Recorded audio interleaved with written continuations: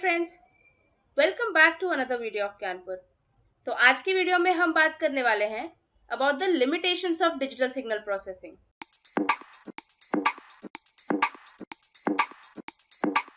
तो सबसे पहला लिमिटेशन है स्पीड।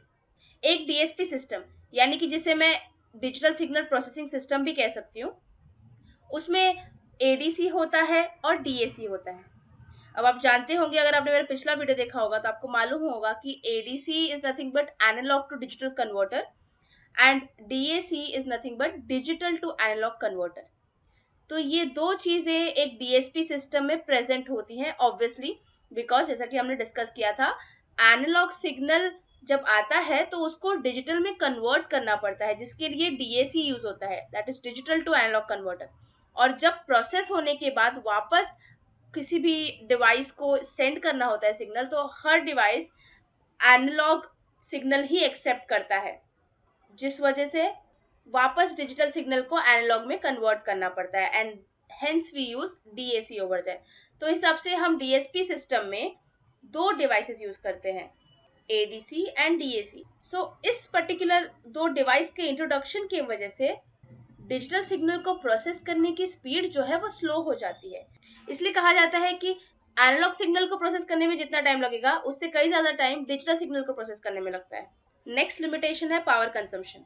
एक टिपिकल डीएसपी चिप में थाउजेंड्स ऑफ ट्रांजिस्टर्स होते हैं और इसी वजह से पावर कंजम्पशन काफी ज्यादा होता है as compared to an ASP system. Now talking about another limitation, that is bandwidth, and it is also the most important limitation of DSP system. So DSP systems उन सिग्नल के लिए suitable नहीं होते जिनका बैंडविड्थ ज्यादा होता है, क्योंकि जो सैम्पलिंग परफॉर्म करता है एडीसी किसी भी सिग्नल पे, वो उनको डबल टाइम करनी पड़ती है because of the huge frequency और we can say huge bandwidth.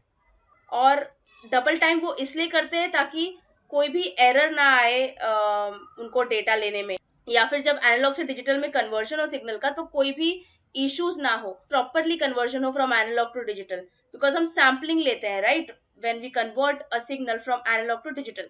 सो जब ज्यादा बैंडविड्थ होगा तो सैम्पलिंग भी ज्यादा बार लेनी पड़ेगी in order to avoid any kind of aliasing. When I say aliasing, I mean when we take sample, तो उन सैम्पल्स में कोई भी फ्रीक्वेंसी छूट जाए या आइडेंटिफाई ना हो, उसके वजह से फिर फाइनल आउटपुट में एरर आए, ऐसा नहीं होना चाहिए। इस वजह से डबल टाइम सैम्पलिंग लेते हैं अगर बैंडविड्थ ज्यादा है तो। सो अगर किसी भी इनपुट सिग्नल में फ्रीक्वेंसी का कंटेंट बहुत ज्यादा होगा तो एडीसी को उसको कम से कम 2 बार तो सैंपल करना ही पड़ेगा। अब ऑब्वियसली जब एक सिग्नल को प्रोसेस करने में, सैम्पलिंग करने में टाइम लग रहा है तो स्पीड पे तो इफेक्ट होगा ही, जैसा कि हमारी लिमिटेशन जो मैंने पहले लिमिटेशन की बात की। Hence it is always advisable to use ASP systems when the bandwidth of input signal is very large, because ASP system में डायरेक्टली प्रोसेस होता है कोई भी सिग्नल, उसमें सैम्पलिंग नहीं परफॉर्म करनी पड़ती है, कोई भी सिग्नल को डिजिटल में कन्वर्ट नहीं करना पड़ता। So that is why ASP system should be used whenever there is a huge bandwidth signal. So I hope आपको डिजिटल सिग्नल प्रोसेसिंग के लिमिटेशन समझ में आ गए होंगे। अगर आपको कोई भी क्वेरीज है तो आप कमेंट सेक्शन में कमेंट करके पूछ सकते हैं। अगर आपको मेरा ये वीडियो अच्छा लगा, so please like, share and subscribe to my channel. Thank you so much.